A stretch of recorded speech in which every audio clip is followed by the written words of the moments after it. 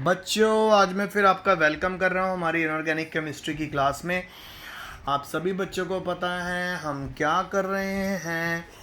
हम कर रहे हैं प्योरीफिकेशन वाला चैप्टर कि कैसे एलिमेंट्स को प्योरीफाई कैसे किया जाता है, उनके अंदर से इम्प्योरिटीज़ को कैसे निकाला जाता है। तो आज मेरा पहला क्वेश्चन है आज का कि predict the mode of occurrence of following 3 types of metal.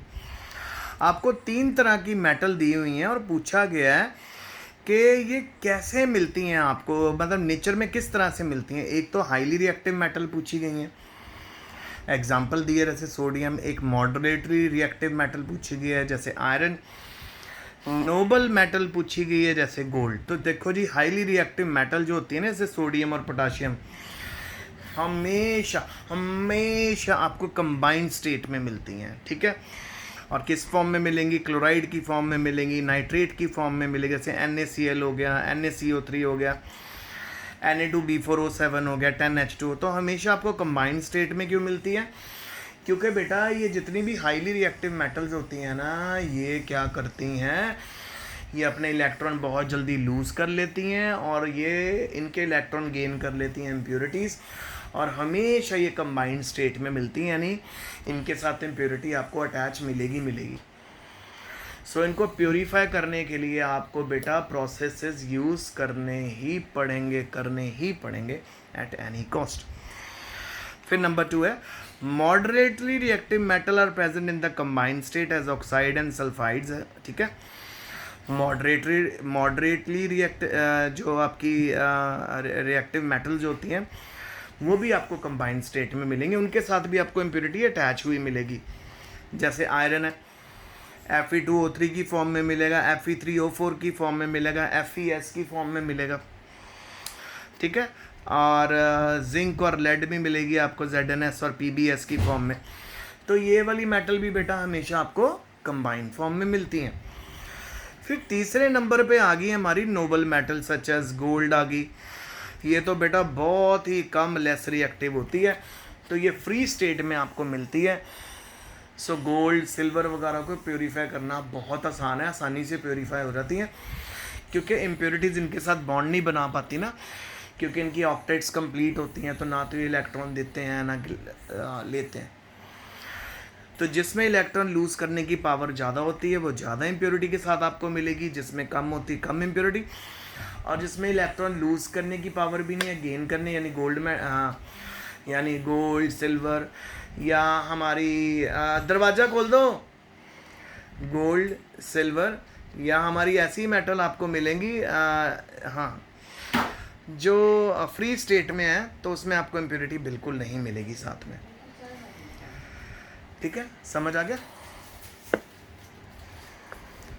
फिर आपके लिए बेटा नेक्स्ट क्वेश्चन है मेरे पास।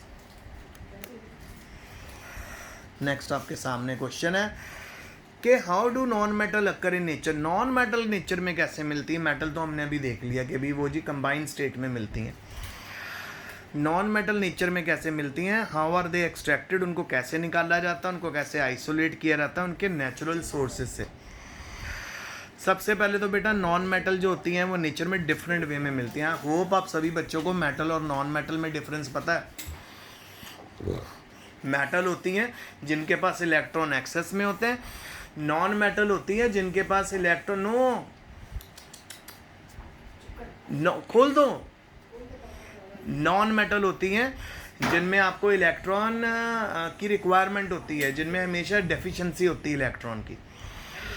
सो अभी हमने देखा कि मेटल हमें किस तरह की फॉर्म में मिली है, कंबाइंड स्टेट में मिली है इम्प्योरिटी के साथ। सो नॉन मेटल भी डिफरेंट तरह से आपको मिलती है। कुछ नॉन मेटल आपको फ्री स्टेट में भी मिल जाएंगी, जैसे नोबल गैसेज सारी नॉन मेटल है, helium, neon, argon, xenon, radon, ठीक है, ये सारी के सारी नॉन मेटल्स हैं, तो ये आपको फ्री स्टेट में मिल जाएंगी। कुछ नॉन मेटल आपको मिलेंगी, हाँ चलाओ, कुछ नॉन मेटल आपको मिलेंगी बोथ फ्री स्टेट में और कंबाइंड स्टेट में।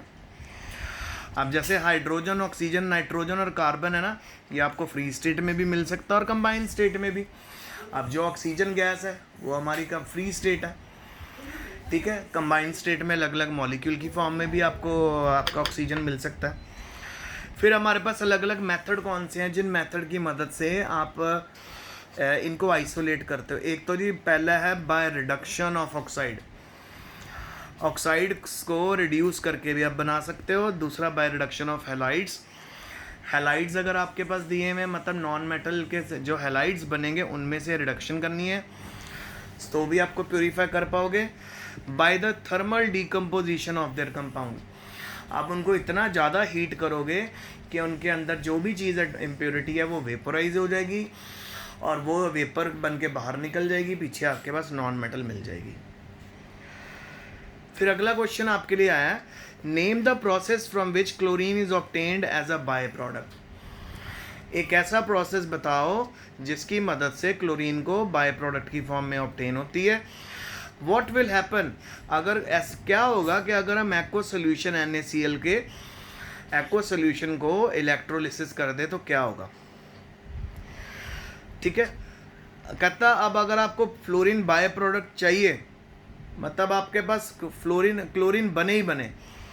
सो क्लोरीन बाय प्रोडक्ट हमारे पास इतने 4 प्रोसेसेस दिए हैं, इनमें भी क्लोरीन निकलेगी गैस की फॉर्म में, बाय प्रोडक्ट की फॉर्म में। एक तो बेटा electrolysis of molten NaCl डाउस process में। नंबर 2 है बेटा electrolysis of magnesium chloride magnesium में। ठीक है, इलेक्ट्रोलिसिस ऑफ लिथियम क्लोराइड, इसके अंदर भी Cl निकलती है। फिर उसके बाद है जी इलेक्ट्रोलिसिस ऑफ कैल्शियम क्लोराइड, ठीक है, और कैल्शियम ऑब्टेन करने के लिए इन चारों प्रोसेसेस में बेटा क्लोरीन निकलती है। फिर अगला क्वेश्चन है, when an aqua solution of sodium chloride is electrolysed the product obtained are sodium chloride, sodium hydroxide and Cl2 निकल गया by product. Sodium obtained at cathode react with water to form sodium hydroxide solution. तो simple, अगर आप sodium chloride का NaCl का electrolysis करोगे तो NaOH बनेगा। ठीक है, जिसको हम फर्दर आगे यूज़ कर सकते हैं। फिर अगला क्वेश्चन आपके लिए आया बेटा, चीफ और बताओ टिन की, आयरन की, एल्यूमिनियम की। एल्यूमिनियम की तो अब तक आपको रट्टा बच जाना चाहिए। अब तक तो आपको एल्यूमिनियम की ओर्स का पता होना चाहिए कौन कौन सी। एक तो बक्साइट एल्यूमिनियम की ओर होती है, एक डायस्पोर होती है वो भी एल्यूमिनियम की ओर होती है, एक हेमेटाइट होती है ये भी एल्यूमिनियम की, बक्साइट एंड डायस्पोर जो होती है ये एल्यूमिनियम की कॉमन ओर है। आयरन की कॉमन ओर है हेमेटाइट और मैग्नेटाइट, आयरन पेराइट भी कॉमन ओर है आयरन की। और टिन की जो कॉमन ओर है उसका नाम है जी टिन स्टोन और कैस्टराइट। टिन स्टोन और कैस्टराइट भी कॉमन ओर है। उसके बाद हमारे पास अगला क्वेश्चन आ गया, carbon monoxide is more effective agent than carbon below 983 Kelvin, but above the temperature the reverse is true.